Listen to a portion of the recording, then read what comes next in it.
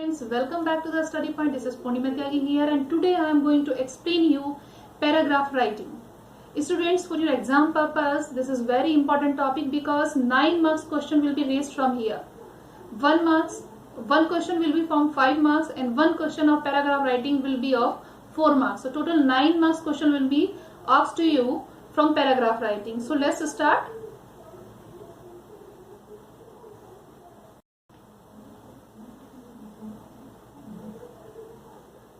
What is paragraph? So students, before starting paragraph, I would like to tell you what is paragraph. Paragraph are comprised of sentences but not random sentences.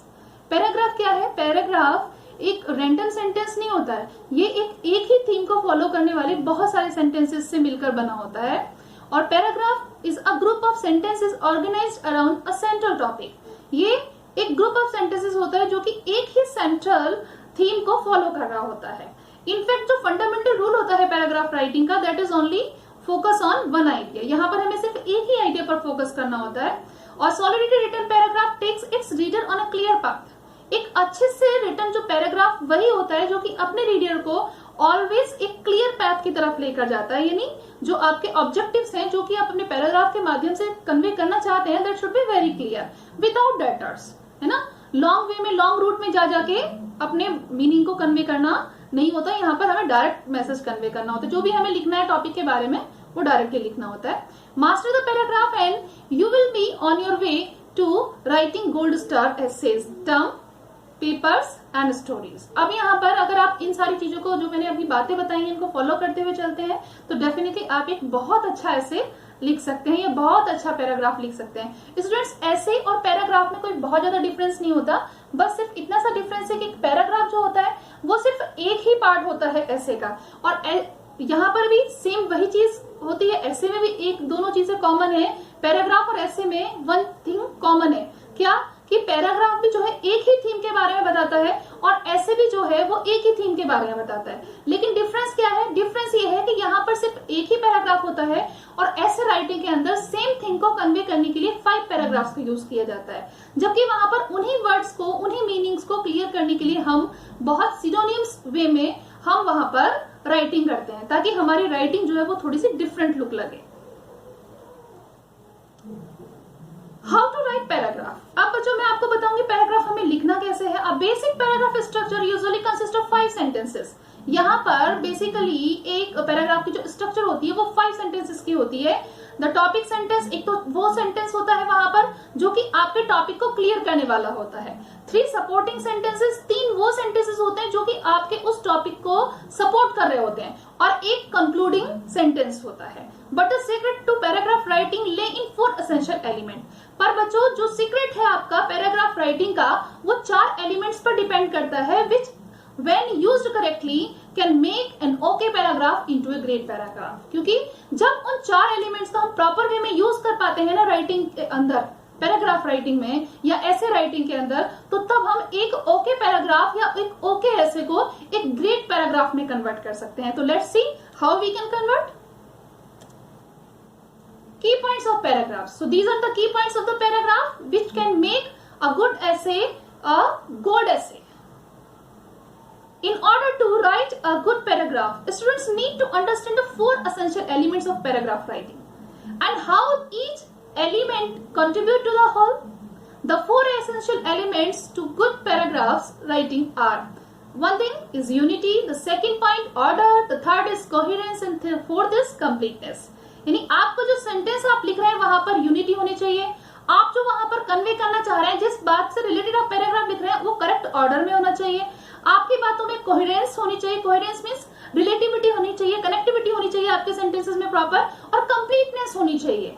आपका sentence complete लगे, last में आप उसको concluding वे में उसको finish करें. Unity.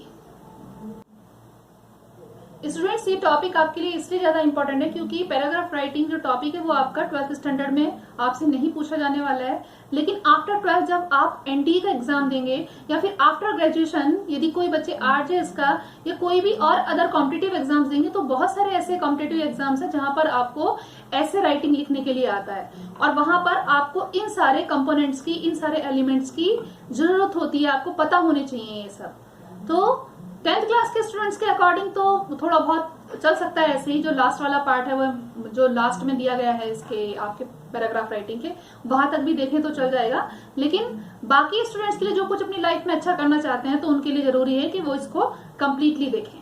तो students हम स्टार्ट करते हैं इसके फर्स्ट एलिमेंट से, that is unity. Unity in a paragraph begins with the topic sentence. Every paragraph has one single controlling idea that is expressed in its topic sentence, which is typically the first sentence of the paragraph. Students unity जो है paragraph के अंदर वो topic sentence के साथ ही शुरू होती है और हर एक पैराग्राफ एक ही सिंगल कंट्रोलिंग आइडिया रखता है जो कि आपके पैराग्राफ के स्टार्टिंग सेंटेंस से ही पता चल जाता है। A paragraph is unified around this main idea with the supporting sentences providing details and discussion. Paragraph जो है वो इसी आइडिया के साथ गुथा हुआ होता है, मेन आइडिया के साथ ही गुथा हुआ होता है और उसके साथ के लिए कुछ सपोर्टिंग सेंटेंसेस दिए गए होते हैं जो उसके बारे में डिस्कशन कर रहे होते हैं। और in order to write a good topic sentence, एक अच्छा टॉपिक सेंटेंस लिखने के लिए think about your theme and all the points you want to make. आपको आपकी थीम क्लियर होनी चाहिए और जो पॉइंट्स आप वहां पर देना चाहते हैं आपको वो बिल्कुल क्लियर होने चाहिए आपके माइंड में। Decide which points drives the rest and then write it as your topic sentence. आपको ये डिसाइड करना होता है कि आपको किस टॉपिक को, किस पार्ट को आपको कहां पर रखना है और किस पार्ट को आपको लास्ट में रखना है, कौन सा पहले यूज करना है सेंटेंस, कौन सा लास्ट में यूज करना है। That is the thing you will have to keep in mind. Order refers to the way you organize your supporting sentence. Order जो है वो आपके उस तरीके को शो करता है या रेफर करता है जो कि आपके जो सपोर्टिंग सेंटेंसेस हैं उनको किस तरह से आप ऑर्गेनाइज करते हैं। Whether you choose chronological order of importance or another logical presentation of detail, a solid paragraph always has a definite organization.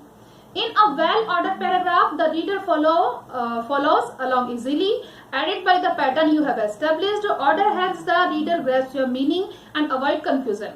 तो स्टूडेंट्स यहाँ पर भी यही बताया गया है कि आपके जो सेंटेंसेस हैं ऑर्गेनाइज होने चाहिए वो बिल्कुल और बहुत ही प्रॉपर ऑर्डर के अंदर होने चाहिए जिससे कि आपका जो लॉजिक है वो सामने वाले को पढ़ के ही पता लग जाए, आपका प्रेजेंटेशन बहुत अच्छा हो। एक सॉलिड पैराग्राफ जो होता है हमेशा ही एक बहुत ही डेफिनेट ऑर्गेनाइजेशन के साथ होता है ना। वहां पर हर एक चीज का एक तरीका होता है किसी भी चीज को एक्सप्रेस करने का, तो वो प्रॉपर प्रेजेंटेशन में होता है एक पैराग्राफ। और रीडर जो करते हैं, रीडर फॉलो करते हैं अलोंग इजीली, रीडर्स उनको बड़े अच्छे से पढ़ पाते हैं उन पैराग्राफ को जो कि प्रॉपर वे में लिखे गए होते हैं और जिनसे कोई कंफ्यूजन क्रिएट नहीं हो रहा था। इस तरह के पैराग्राफ जो है वो बहुत अच्छे माने जाते हैं और रीडर उनको बहुत ध्यान से अच्छे से समझ के पढ़ते हैं। अब coherence is the third element of your essay or paragraph writing that is very important, that is the related to the connectivity or we can say relativity, in Hindi we can say samvata. Coherence is the quality that makes your writing understandable. Coherence यानी जहाँ relativity होगी तो वहां आपके writing को अपने आप ही एक क्वालिटी मिल जाती है जो कि आपके राइटिंग स्किल्स को अंडरस्टैंडेबल बनाती है। Sentences within a paragraph need to connect to each other and work together as a whole. और आपके सेंटेंस जो है वो एक दूसरे से कनेक्टेड होने चाहिए और एकजुट होकर शो करते हुए होने चाहिए, एक ही थीम को फॉलो करते हुए होने चाहिए। कहने का मतलब है one of the best way to achieve coherency is to use transition word. आपको कोहेरेंस को शो करने के लिए, अचीव करने के लिए आपको क्या करना है, यहाँ पर ट्रांजिशन वर्ड्स का यूज करना है क्योंकि थीम तो एक ही है तो उससे रिलेटेड आपके पास में वर्ड्स भी लिमिटेड होते हैं, लेकिन यहाँ पर हमें क्या है सिनोनिमस वे में हमें यहाँ पर अपने वर्ड्स को यूज करना होता है। सिनोनिम्स वे मीन्स यानी पर्यायवाची, किसी भी शब्द का पर्यायवाची रूप हमें यहाँ पर लेना होता है जिससे कि आपके वर्ड्स का रिपीटेशन, सेम वर्ड्स का रिपीटेशन ना हो क्योंकि थीम एक ही होने की वजह से वर्ड का रिपीटेशन होने की संभावना रहती है। These words create bridge from one sentence to the next, और ये जो वर्ड्स होते हैं वो इतने इंपॉर्टेंट और इस तरीके से रखे जाते हैं कि वो दूसरे सेंटेंस के लिए एक ब्रिज का काम करते हैं, एक पुल बनाने का काम करते हैं। You can use transition words that show order, first, second, third, spatial relationships, above, below, or logic furthermore in addition in fact. Also, in writing a paragraph using a consistent verb, tense and point of view are important ingredients for coherency.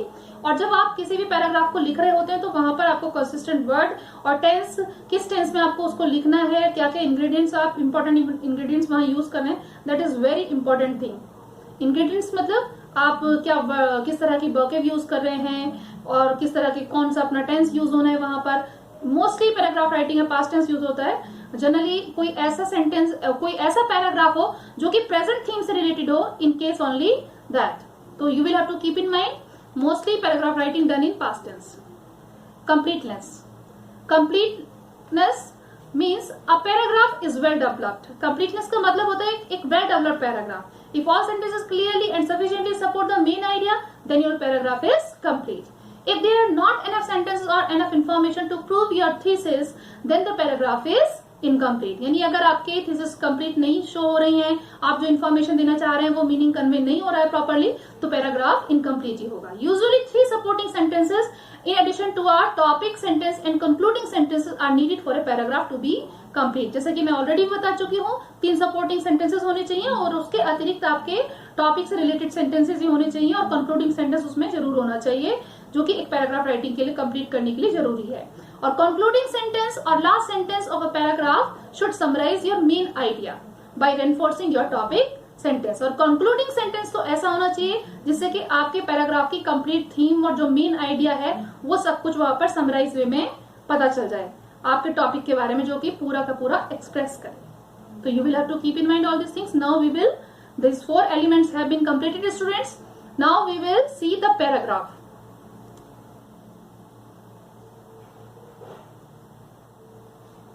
The topic is the write a paragraph in about 60 words with the help of outlines given below.